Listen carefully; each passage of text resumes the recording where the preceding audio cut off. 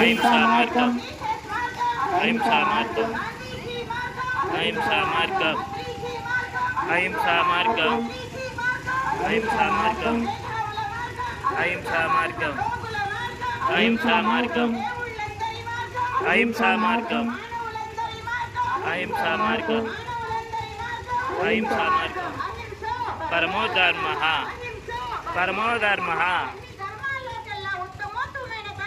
అహింసా ధర్మం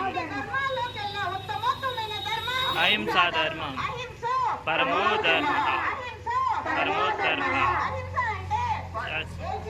చంపకపోవటం.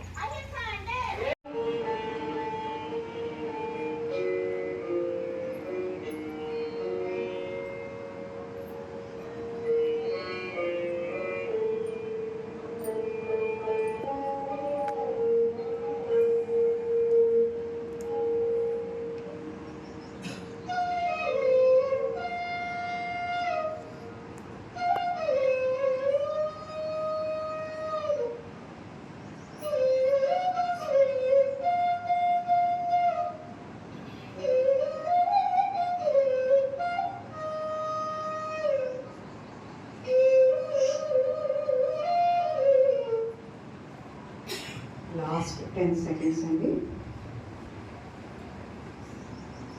5 4 3 2 1 0. నిదానంగా రెండు చేతులు కళ్ళ మీద పెట్టుకుందాం. ఒక 5 seconds. 5 4 3 2 1 0. నిదానంగా రెండు చేతులు తీస్తూ కళ్ళు తెరుద్దాం. ధ్యానం బాగా చేస్తాం. ముందుగా మన గురువుగారు అయినటువంటి బ్రహ్మర్షి పితామహ పత్రిజీ గారి పాదాలకు ప్రణామాలతో ఇక్కడికి వచ్చేసినటువంటి ఆత్మబంధువులందరికీ నమస్కారం అండి. ఆత్మలక్ష్మి పిరమిడ్ వార్షికోత్సవం చాలా అద్భుతంగా ఉంది. 7 సంవత్సరాలు అయింది. ఈ పిరమిడ్లో ఆ రోజు నుంచి ఈ రోజు వరకు ఎలాంటి కార్యక్రమాలు జరిగాయి, ఎంతమంది మనం డెవలప్ అయ్యాం, గంట ఎంతమంది ధ్యానం చేస్తున్నారు ప్రతిరోజు? ప్రతిరోజు ఒక గంట, తక్కువే, మిగిలిన చేయట్లా. రోజుకి 5 గంటల ధ్యానం ఎంతమంది చేస్తున్నారు? కనీసం అమావాస్యకి పౌర్ణానికి అయినా ఒక 10 గంటలు ఎంతమంది చేస్తారు? 10 గంటలు, ఒక గంట. ఎందుకు చేయట్లా? ఎందుకు చెయ్యట్లేదు? ధ్యానం ఎందుకు చెయ్యట్లేదు అంటే ధ్యానం విలువ తెలియదా? ఇప్పుడు కష్టపడితే పొలంలో మిరపకాయలు పత్తి తోట ఉంది, ఈ ఎండకి వెళ్ళి వస్తే 100 రూపాయలు వస్తాయంటే వెళ్తున్నారా లేదా? 100 కాదు 200 వస్తాయంటే వెళ్తారా లేదా? వెళ్తున్నా? సంపాదించుకుంటున్నాగా. 100,000 1,00,000 లక్షల కోట్లు సంపాదించడానికి మనం ఎలా ఆరాటపడుతున్నాం? అవకాశాన్ని వదులుకోబట్ల. ఎన్ని కోట్లు సంపాదించినా ఒక్క పైసా అయినా మనం వెనక వస్తుందా? మరి రాని దానికోసం ఎందుకంత ఆరాటపడుతున్నాం? ఒక్క క్షణం ఆలోచించండి. మనం కూడా ఏం తీసుకెళ్తాం? అమ్మా నాన్న వస్తారా? కట్టుకున్న వాళ్ళు వస్తారా? కన్న బిడ్డలు వస్తారా? ఎవరు రారు. బంధువులు కానీ మిత్రులు కానీ ఎవరూ రారు. మరి ఏమొస్తుంది? మనకు కూడా